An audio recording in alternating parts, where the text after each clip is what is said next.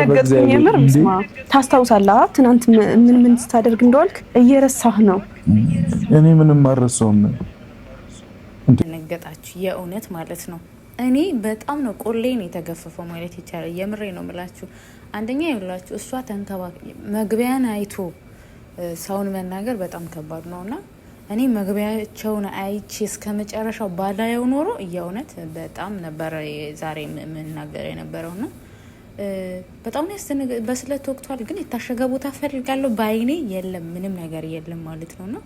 ምን አርጓል ልጁ ምንም ያረገው ነገር የለም ምንም ያጠፋው ጥፋት የለም እንዴት በስለት ይወጋል እያልኩኝ ከራሴ ጋር ነበር ስታገል የነበረው ግን እስከ መጨረሻው ማዳመጤ ግን ረዳኝ ማለት ነው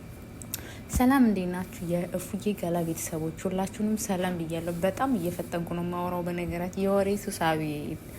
እና ወደ መጣንበት ጉዳይ ስንገባ አንዳንድ የሚዲያ $1 ለቃቃሚ ሁላ ማለት ነው ህይወታችሁ በዩቲዩብ እንጂ የሚቀየር የማይመስላችሁ ልጆች ማለት ነው የምሬ ነው መላችሁ የሰውን ህይወት የምትበጠብጡ ስርዓት ይኖራችሁ አንዳንድ ባለጌ ዩቲዩበሮች የምርቅ እኔም እንደዛ ካደረኩኝ ማንም ቢናገረኝ ችግር የለው ግን በፍጹም ለመፈመስ ብዬ በእነሱ $1-2 ለመለቃቀም ብዬ ስማቸውን አላጠፋም ኔቨር ማለት ነው በጣም ነው የምታስጠሉት እንዴ ሰው በስለተወጋ እንደዚህ ተደረገ ታሸገለት ምን አይነት ወሬ ነው የምታወሩ እነዚህ ልጆች እኮ ቢያንስ እናት አላችሁ እሱ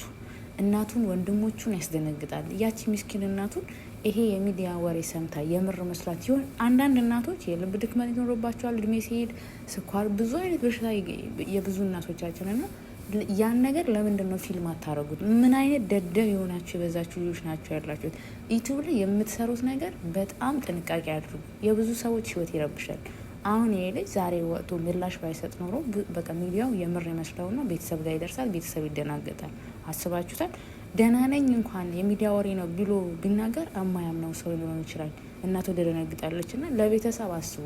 የእናንተ $1 እና 2 ቆጠራ ቢባል 5000 ወይ 7 10000 ቢታይላችሁ እንኳን ደህና ብር አይሰጣችሁ ወይ $10 ወይ $20 ነው የሚሰጣችሁ ያቺን ለመለቃቀም የሰውን ህይወት የምትበጠብጡ ባለጌ ዩቲዩበሮች ተጠንቀቁ የምሬ ነው የምላችሁ ስርዓት ነው ትላንትና ቪዲዮ የሰራልኝ ዛሬ በስለት ተወጋ ተብሎ ቢለቀቅ አስባችሁታል ወንድሞቹስ እናቱስ ምን እንደሚል የሷስ ቤተሰብ ምን እንደሚል እና ለምን ሰራቸው ነገሮች ባለን ቤተሰባችን ላይ ሊደርስና ሊሰሙት ማንፈልገው ነገር ላይ ሰው ላይ አናድርግ እነዚህ ልጆች ደግሞ ገና ልጆች ናቸው እንደዚህ ምንም ሰውን አያስከፉም በራሳቸውን አይዲያ ኢሹን መተው የሚሰሩ ልጆች ናቸው ስለ ሰው እንኳን አያወሩ ስለዚህ ለምናደርጋቸው እያንዳንዱ ነገር ጥንቃቄ ይኖራል የምሬ ነው የምላችሁ ለዩቲዩባችን ድምቀት ብለን ያልሆነ ነገር እየሰጠን ስማና አጥፋ ባይነኝ እንደ አንድ ዩቲዩበርም ተመልካችም ምክንያቱም ልጆቹን ስም የሚያጠለሽ ነገር አታርጉ ቤተሰባቸውም ደግሞ ጭንቀት ውስጥ የሚከት ነገር ሳናረግ ሁሌም እንደምንፈተፍተው እየፈተፈቱም ሰርተን የምናገኘው ማግኘት ይሻላል እንጂ እንደዚህ አይነት በጣም ደባሪ የእውነት ማለት ነው